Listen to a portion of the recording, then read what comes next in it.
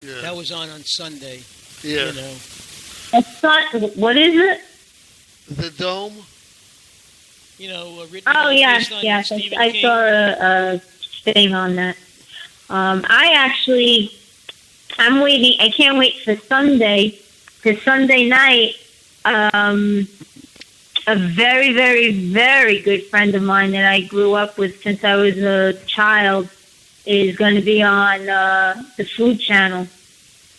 Really? Okay. So is Felix. He's going to be eating. I don't need the Food Channel to eat. No, but you get on TV. Now he's this guy is going to be Felix is the some kind of official challenge. host. Well, that's good. Yeah, I know. There's they did say that there was a new Food Network program coming on where a challenge. Felix is setting himself up as the official taster. Yeah, well, I'll be the one of the judges. I don't know. I could never be that hard on the people. What do you think? What's that? What? What do you mean, what? You're not listening. You're not reading my lips. I am listening. Oh. Do we need? Yeah. Okay. That's the only thing. Okay, ladies and gentlemen, Anyway, the game is back on. Tampa Bay's ahead, 1-0. This is your commentator Felix and the co-commentator Mark, and our guest commentator Elisa. You know what the big joke is, Elisa? The big joke is that, this is our religious show. Felix knows as much about religion. If you want to get into religion, I'll talk religion. No. I don't mind. That's not what I meant. What I meant was Felix knows as much about religion as he does about hockey. In fact, that is true. If you didn't listen before, I said, as an esoteric minister, Felix could, he could explain certain things, but then he'd have to kill you. And he uses that line all the time as an excuse because he doesn't have an explanation or a reason. So, My reasons are within me. That's right. His reasons are all within him. He doesn't owe anybody any explanation. But I do That's why Felix is Felix. Exactly. Now, but we'll ask you a quick question while watching the game. Elisa. Okay. Yeah, did you ask her about I'm listening. the topic for the day? You know what the topic of the day is because you listened, right? Yeah, something about religion and being up with the times or whatever. Exactly. Right. How do you feel about that?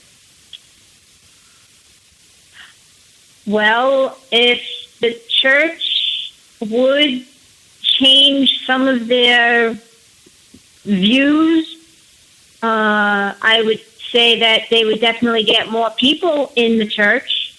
A lot of people, I think, leave the church because they don't feel comfortable with what certain values and views the churches have. I mean, our biggest thing going on right now is same-sex marriages, and I don't know if Felix told you, but I had texted him on, was it Monday night or Tuesday, asking if one day we can do a topic on transgenders, because that's new and coming now.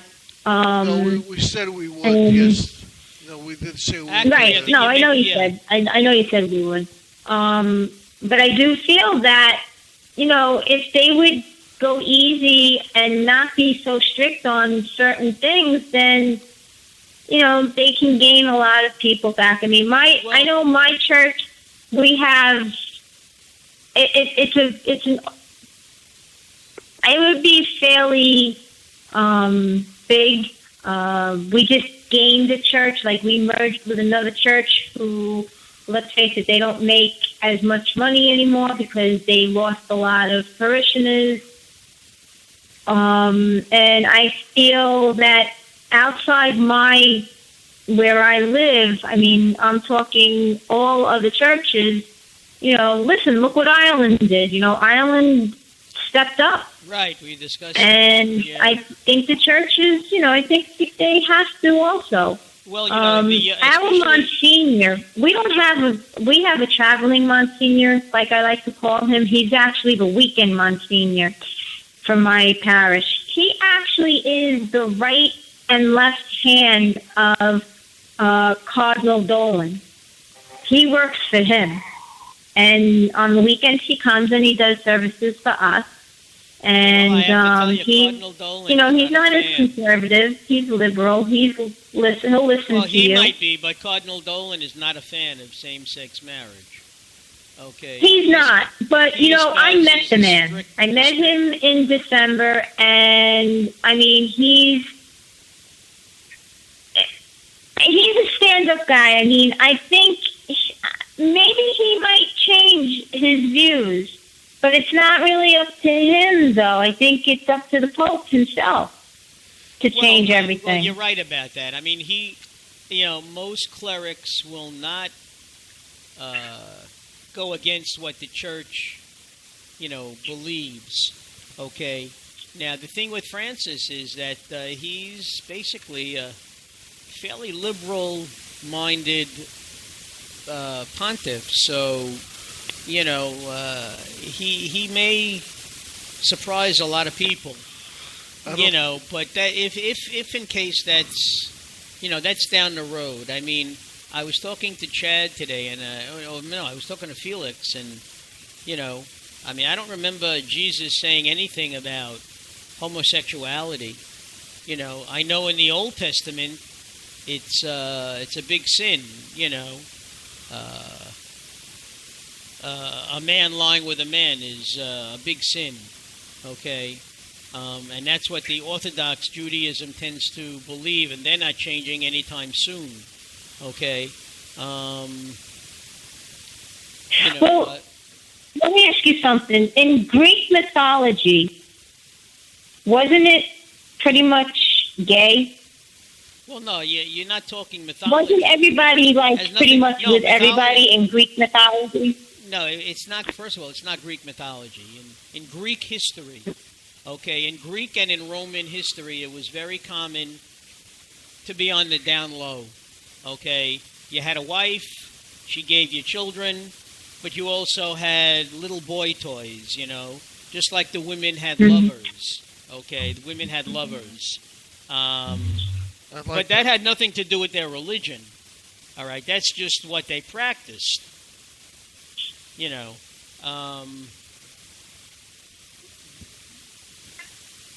but what they practice usually has something to do with their religion.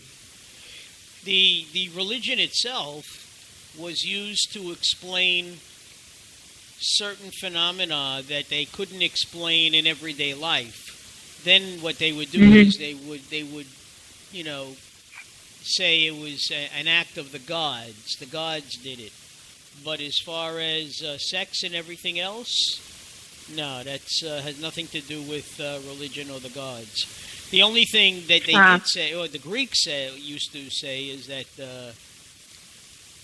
many times the gods would have sex with with mortal females, and that's how they explain Hercules and some of the other heroes, the fact that they had one parent was a god and the other one was a mortal, not immortal, but amortal, okay? Which pretty much gave them the powers that they had, what we were brought up knowing. Achilles was dipped in... I don't know if it was the river Styx or whatever river he was dipped in, and that's what made his body impervious to being wounded. But the only place you could wound Achilles was in his heel, thus the expression the Achilles heel.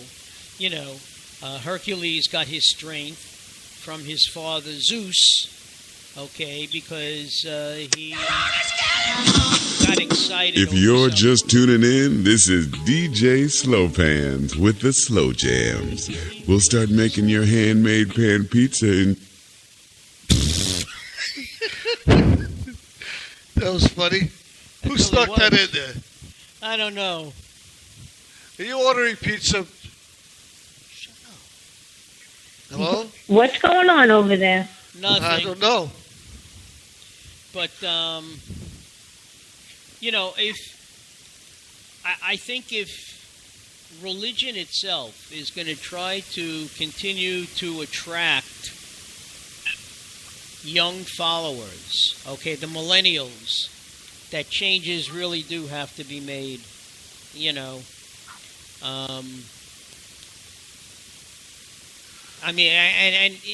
with the church, this is what I wanted to say before. With the church, it's going to have to start with allowing priests and nuns to marry. I see no reason why they can't marry. Okay, I just don't understand it. The disciples of Jesus all had families. Now, many of them, yes, left their families after Jesus' death, and they went to preach in the various, in the far regions of the world, spreading the word. But some of them took their families with them. Okay? If a rabbi can be married and have a congregation, and a Lutheran reverend or whatever can be married and have a family and have a congregation, I don't see why priests are any different. They should be allowed to marry, and have families of their own. And the same thing with nuns. Well, a deacon can be married, because the deacon, I'm very close with the deacon of my parish, and I know his wife and I know his son. His son is one of the altar boys. So yeah, I totally agree with that. I understand that they feel that, you have to be married to the church. It's like one thing that they have to give up. But again, their job is, they know what their job is. They're there to worship and pray and, give their homilies. So marriage is supposed to be, and I say this stressfully, if that's the right word, but it's supposed to be a good thing. It's supposed to be happiness and whatnot. So why not be happy? And they frown upon divorces and all that. So you try to. Oh no, forget it. Game's over. You're kidding me. You're over. Really killing me. 2-0.